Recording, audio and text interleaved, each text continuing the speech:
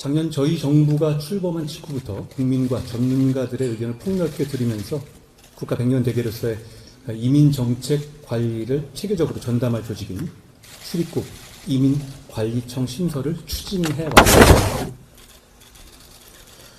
PPT를 준비해 왔는데요. 제가 급하게 준비하느냐고 좀 조잡합니다만 설명 드릴 때 편의를 위해서 좀 만들어 봤습니다.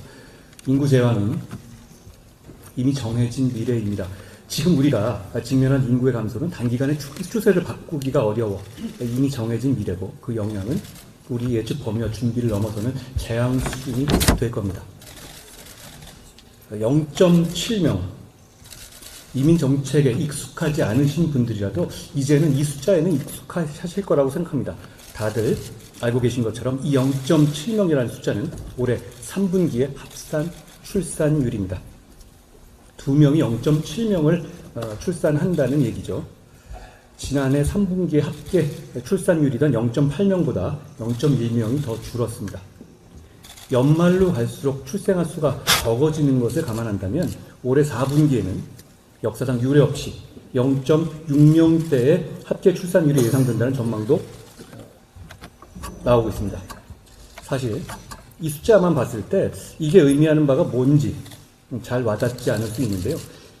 인구의 현상 유지를 위해서는 2.1명의 합계 출산율이 필요하죠.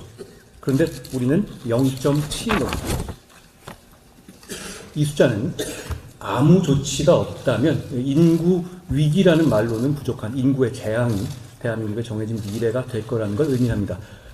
한국의 인구 감소가 흑사병에 창궐한 14세기의 중세 유럽을 능가한다 라며 합계 출산율 1.8명인 북한이 어느 시점에선가 남침할 가능성도 있을 것이라고 경고하는 뉴욕타임스의 12월 2일자 기사나, 그리고 어제 보도를 보니까 최근에 북한의 김정은 위원장이 합계 출산율 1.82, 북한이 그렇다는 거죠. 그게 너무 걱정된다라고 언급하기도 했다고 합니다.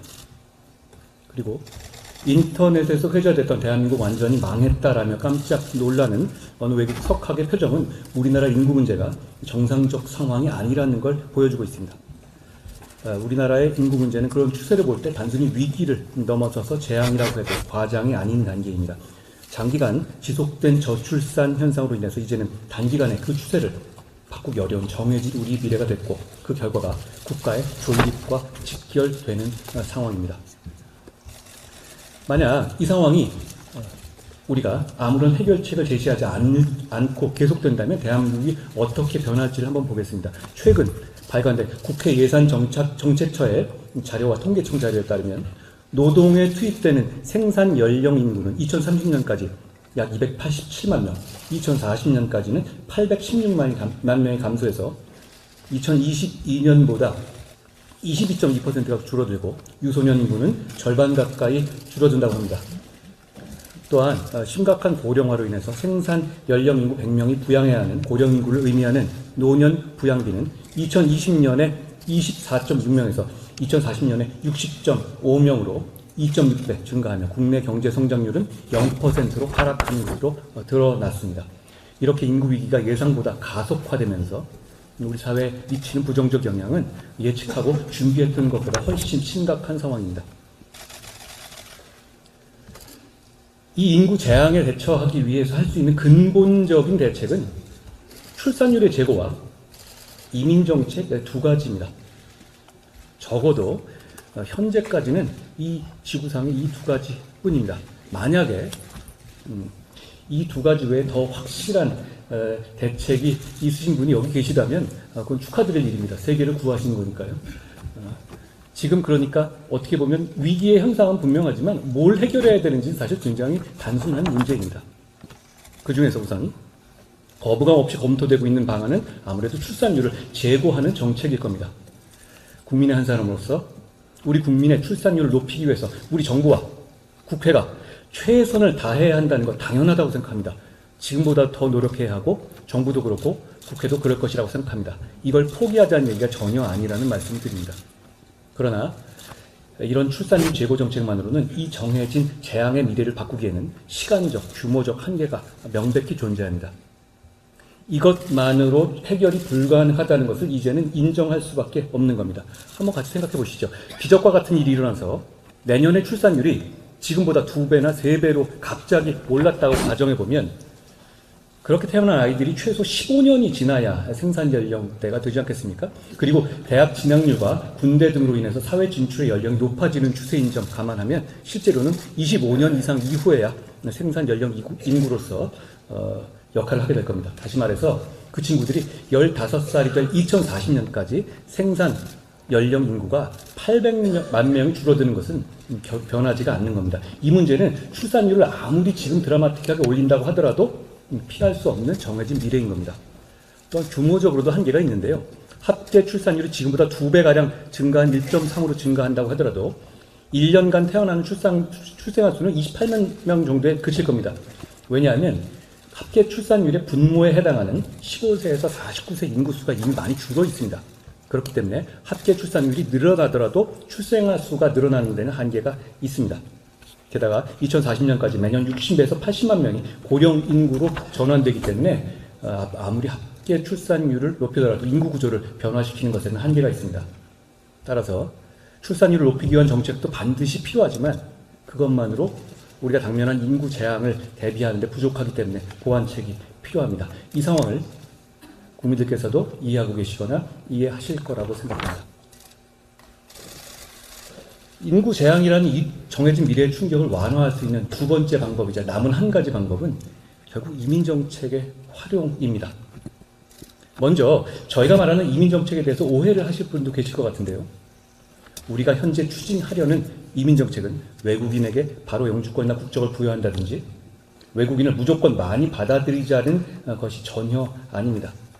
우리 사회에 꼭 필요한 외국인만을 정부가 정교하게 판단해서 예측 가능성 있게 받아들이고 불법 체류자를 더 강력히 단속해서 내국인의 피해를 막는 등 정부가 정교한 방향성을 가지고 관리하고 통제해서 그립을 더 강하게 잡겠다는 겁니다. 얼마 전까지 대한민국 사회는 이민에 대한 거부감이나 불안감 등으로 이민 정책을 할 거냐 말 거냐 자체를 고민했었다고 볼 수 있습니다. 그 당시만 해도 출산율은 줄어들긴 했지만 생산 연령 인구는 지속적으로 증가하는 상황이었기 때문이죠. 그런 상황이라면 이민 정책이 선택이지 필수는 아니었던 시기라고 할 수 있습니다. 나중에 생각해도 될 문제였죠. 하지만 2019년을 정점으로 생산 연령 인구가 급격하게 감소하기 시작했습니다. 그렇게 되면서 지금 이민 정책은 더 이상 선택의 문제는 아니게 됐습니다. 농어촌 등의 지방을 지역구로 두신 의원님들께서 더 잘 알고 계시겠습니다만 전국의 정책 현장을 둘러보면 현장의 목소리는 절박합니다. 언론도, 학계도, 경제산업계도 지금 단계에서 외국의 인력 유입을 통한 성장 동력 유지가 불가피하다는 점을 계속해서 강력하게 말씀하고 계십니다. 진영에 따라 갈리는 문제도 아닌 것 같습니다. 이민 정책을 할 거냐 말 거냐의 문제를 고민할 단계는 저는 지났다고 생각합니다. 안 하면 인구 재앙으로 인한 국가 소멸의 운명을 피할 수 없는 상황이기 때문입니다. 이제는 그러니까 어차피 할 바에는 어떻게 체계적으로 잘 할 것인지를 고민해야 하는 단계인 겁니다. 저희는 어차피 해야 할 일이니 좋든 싫든 해야 될 일이니 더 잘할 수 있도록 24시간 동안 그 생각만 하면서 고민하고 대비하는 전담 기구를 만들자는 겁니다. 출입국 이민관리청은 관리의 도구입니다. 전담 조직을 신설한다는 것이 인구가 줄어든 만큼의 아무나 받아들이자 난민이나 불법 체류자 등 선별되지 않은 이민을 무분별하게 허용하자는 얘기가 절대 아닙니다. 그건 국민이 바라시지 않죠. 이 조직은 철저하게 국가 국민의 의사를 반영하기 위한 조직이라는 말씀을 드립니다. 오히려 출입국 이민관리청은 체계적인 유입 관리와 통제를 더 잘하기 위한 도구로서의 역할을 하겠다는 겁니다. 이 그림을 보시면요. 현재 외국인 관련한 지금까지의 정책 체계는 외국인의 정책이 여러 부처에 나뉘어서 개별 부처의 관점에서 개별 부처의 입장과 관점에 맞는 정책 중심으로 제각각 이루어져 왔습니다. 그러다 보니까 외국인 유입에 따른 영향을 정교하게 분석하고 전국적인 외국인 분포라든지 5년, 10년 뒤에 인구 구조상 어느 지역에서 어떤 편중이 있을 것인지 그런 문제에 대해서 이런 건 굉장히 어려운 질문이잖아요. 이런 진짜 어려운 질문에는 책임 있게 답할 수 있는 기관이 없었습니다. 이 기관에 물어보면 저 기관의 소관이라고 할 거고 저 기관에 물어보면 아마 자기 소관이 아니라고 해왔던 것이 지금까지 상황입니다. 결국 모두의 문제가 되면 누구의 문제도 아닌 게 되지 않습니까? 지금까지의 외국인 이민 정책이 그래 왔다고 저는 생각합니다. 법무부는 출입국과 비자를 담당했고요. 고용부는 외국인의 노동을 담당하고요. 여가부는 다문화 가족을 담당합니다. 그 밖에도 각 부처가 10여 개의 부처에 걸쳐서 각각의 외국인 정책을 각각 하고 있습니다. 각기 각자 입장과 관점을 담당해왔고 그러다 보니 정작 불편하고 중요한 거시적 질문에는 누구도 책임지고 답하지 않아도 되는 구조가 됐던 겁니다. 하지만 이민정책은 장기적으로 대한민국의 인구 구성을 변화시키고 예측하기 어려운 문제를 야기할 수 있는 만큼 반드시 국가적으로 통제되고 이민으로 발생할 수 있는 어려운 질문을 예상하고 답할 수 있는 체계를 갖춘 상태에서 운용돼야 합니다. 이런 관점에서 이민정책을 책임지고 짊어질 컨트롤 타워를 만든다는 것은 이제 24시간 이 문제에 대해서 고민하고 문제가 발생하면 비판받고 그 질문에 대해서 질문을 받고 해결책을 제시해야 하는 전담 기관이 생기는 겁니다. 저 한번 화면을 봐주시면요. 이민청이라는 이름으로 한번 언론 검색을 한번 해봐 주시면 좋을 것 같습니다. 이민정책의 컨트롤 타워가 필요하다는 것은 비단 저희나 법무부나 정부만의 생각이 아닙니다. 이미 대다수의 언론의 사설과 칼럼 물론 학계에서도 포럼 등을 통해서 이민청은 필요하다라는 의견을 제시하고 있습니다. 그 이민청을 통해서 어떤 방식의 이민정책을 구현할지에 대해서는 생각이 다를 수 있어도 이 기구 자체가 필요하다는 것에 대해서는 필요 없다라고 하는 의견을 오히려 찾아보기 어려운 것 같습니다. 이민청 신설이 필요한지를 묻는 여론조사에서는 3분의 2에 해당하는 국민들께서 필요하다는 답을 주셨습니다. 즉 우리나라에서도 이제는 이 조직이 필요하다는 데는 어느 정도 공감대가 있다고 저는 생각합니다. 사실 외국의 사례랑 비교해보면 우리나라 많이 늦었습니다. 대부분의 선진국은 오래전부터 이민정책을 인구 문제의 어떤 해법으로 활용해 왔고요. 그 과정에서 이 고민을 전담하는 조직을 이미 설치해서 운영하고 있습니다. 저 그림 본 것처럼요. 그런데 보시는 것 중에 특이한 점은 미국이나 유럽 같은 서구 선진국뿐 아니라 최근에 우리처럼 이주와 이민에 대해서 거부감이 있는 특유의 문화를 가진 동아시아권의 일본, 중국, 대만도 전담 조직을 이미 두고 있습니다. 특히 그동안에 심각한 저출산 고령화에도 불구하고 외국인 유입에 폐쇄적이었던 일본도 2019년 전담 조직인 출입국 재류관리청을 신설하고 외국인으로부터 선택받는 나라로 변모하기 위해서 혁신적으로 제도를 개선하고 있습니다. 특히 최근에는 제조업, 외식업, 숙박업 등에 종사하는 외국인이 영주권까지도 취득할 수 있도록 이민 문호를 낮추기로 했습니다. 저희는 여기에는 이견이 있습니다만 일본은 이 부분에 대해서 조금 더 저희보다 절실하게 문호를 푸는 방향으로 나아가고 있는 건 맞습니다. 게다가 이제는 한정된 외국의 우수 인재와 숙련 인력을 두고 중국, 대만, 일본과 치열한 경쟁을 해야 되는 시대가 분명 도래한 상황입니다. 외국에 비해서 우리가 분명히 많이 늦었는데요. 저는 그게 단점이라고 생각하지는 않습니다. 외국이 대부분 실패했거든요. 대부분 실패했지만 그 실패 사례를 저희가 교훈 삼아서 부작용을 최소화할 수 있는 장점이 있기 때문입니다. 많은 분들이 지금 프랑스나 독일이나 이런 유럽이 겪고 있는 이민의 어떤 부작용에 대해서 우려를 하시지 않습니까? 이민관리청 같은 컨트롤 타워가 필요하다고 생각합니다.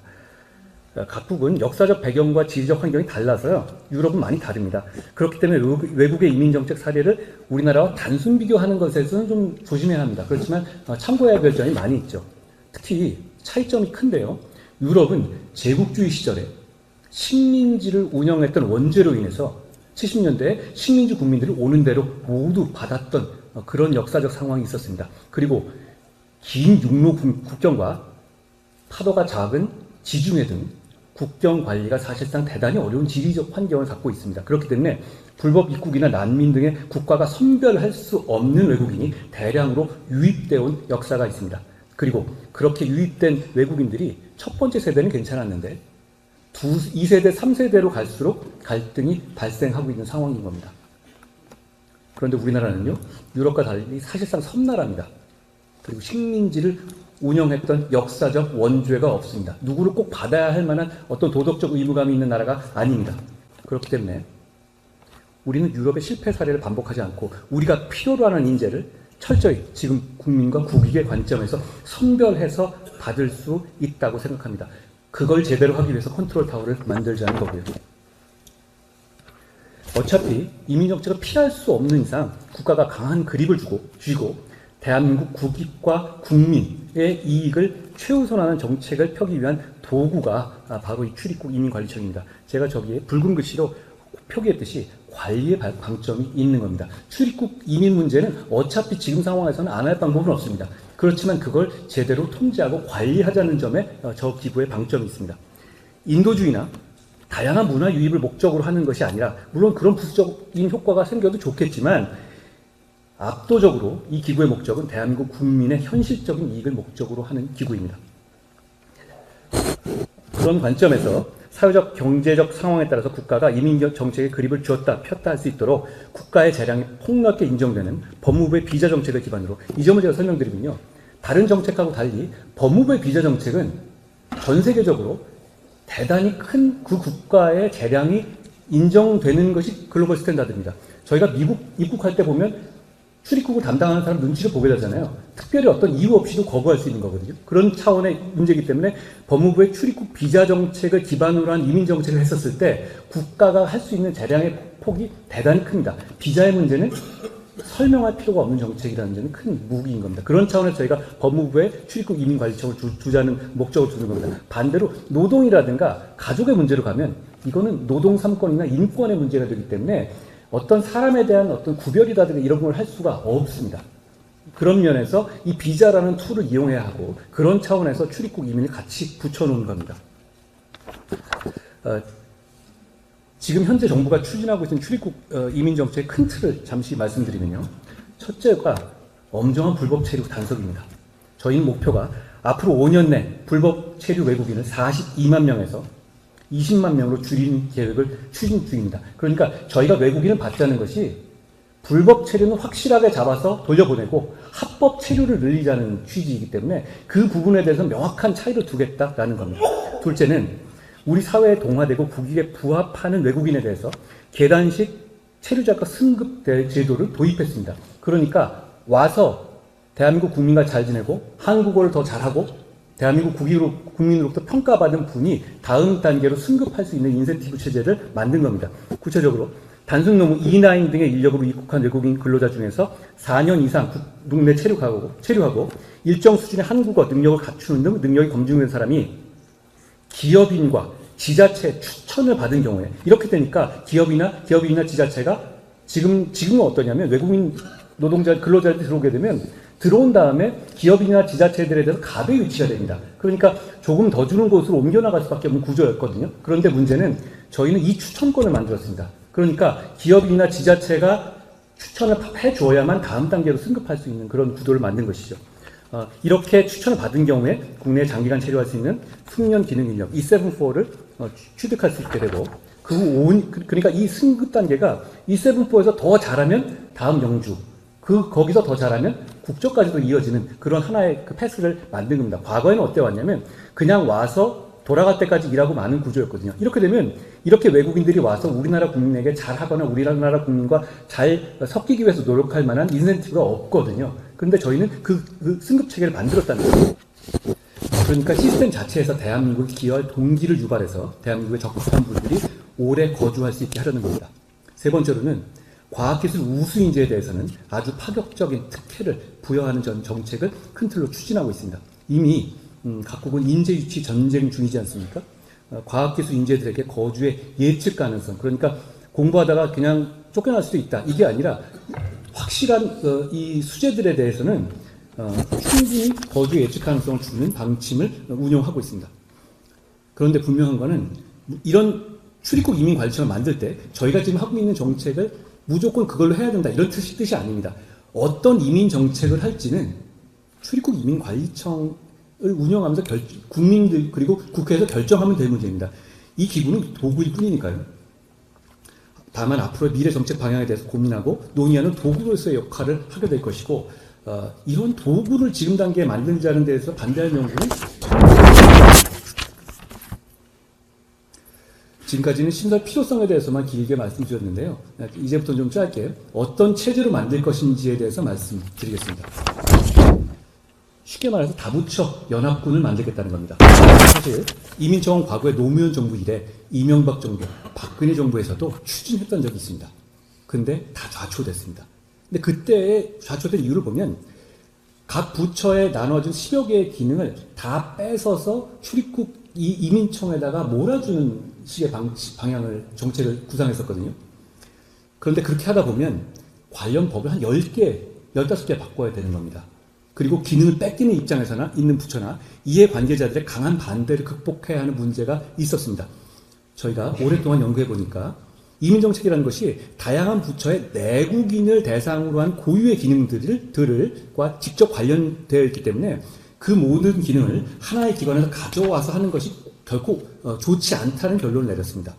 나아가서 각 부처 고유 기능에서 외국인 관련 기능만 이관하는 경우에 또 다른 중복 비효율을 예를 들어서 여가부의 가족정책 중에서 다문화 가족정책을 완전히 이곳으로 뺏어와서 이관한다면 내국인 가족에 관한 지원은 여가부가 맡게 되고 다문화 가족이나 외국인 가족에 대한 정책만 출입국 이민관리청이 담당하게 돼서 사실상 중복적인 비용 투자가 발생하게 되는 거죠. 노동 문제도 마찬가지입니다. 제가 유럽에서 독일, 프랑스, 네덜란드 등의 이민정책 담당 장관들이나 청장하고 면담해 보니까 그 나라에서도 전담 조직이 있더라도 기본적인 유관 부처들의 기능은 남겨둔 상태에서 유관 부처와 협업을 하는 형태로 운영돼 오고 있고 하나의 기관에서 전부 다 단독으로 수행하고 있지는 않았었습니다. 저희는 그런 모델에서 독일, 일본 등과 같이 전담 조직을 만들 때 각 부처 기능은 그대로 유지한 상태에서 별도 정원 파견을 받아서 컨트롤 타워로서 연합군을 만드는 방식으로 준비하고 있습니다. 이 방식의 아주 실무적인 대단히 큰 장점은 법 개정을 여러 번 할 필요 없이 정부 조직법 한 개만 바꾸면 된다는 점입니다.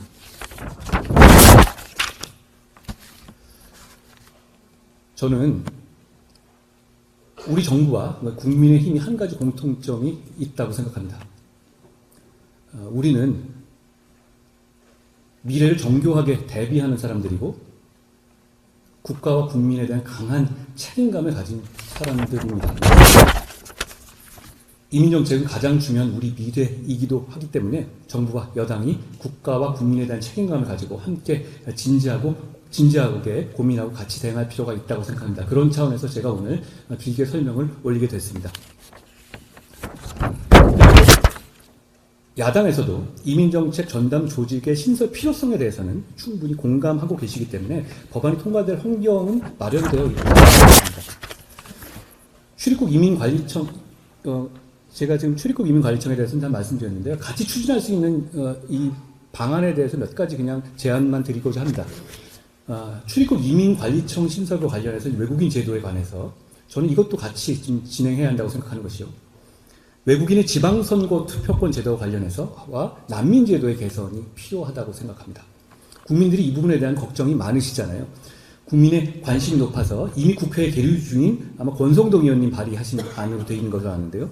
공직선거법 개정안 취지와 같이 영주권자의 지방선거 투표권 부여 시에 상호주의를 적용하는 방안과 우리 난민은 어떻게 되어 있냐면 난민 규약에서 보면 이 국가의 안전보장이나 질서유지나 이런 테러라든가 이런 방지의 목적 그런 이유로 난민을 받지 않을 수 있게 되어 있거든요. 그런데 희한하게도 우리 난민법은 이게 없습니다. 그러니까 국가 안전보장과 질서유지 또는 공공복리를 해쳤거나 해칠 우려가 있는 난민 신청자에 대한 난민 불인정 사유를 법률로 규정하는 난민 개정안도 함께 추진할 수 있고 이 부분도 저희가 준비하고 있다는 말씀을 드립니다. 전 국민들의 걱정과 관심에 솔루션을 낼 수 있는 정부인지 솔루션 없이 걱정만 하는 정부인지를 중에서 우리 윤석열 정부는 전자여야 한다고 생각합니다. 물론 이민정책을 추진하는 것에 대해서 막연한 불안감을 가지고 계시는 국민들도 계실 겁니다. 충분히 이해할 만한 우려라고 생각하고요. 하지만 저희는 우리 정부가 당장 어떤 비판을 받거나 욕을 먹더라도 할 일은 한다는 방향성을 갖고 있다고 생각합니다. 저는 10년 뒤에 지금을 되돌려 봤을 때 그때 우리가 정말 잘 결정했다고 말할 수 있습니다. 하지 않는다면 10년 뒤에는 그때 참 잘못됐다라고 후회할 것 같습니다. 출국이민관리청의 신설은 국민들께 우리가 처한 인구 재앙의 상황은 대단히 심각하지만 우리가 최선을 다해서 국민에 대한 책임감을 가지고 미래를 대비하고 있으니 안심하시라는 메시지가 될 거라고 생각합니다. 경청해 주셔서 고맙습니다.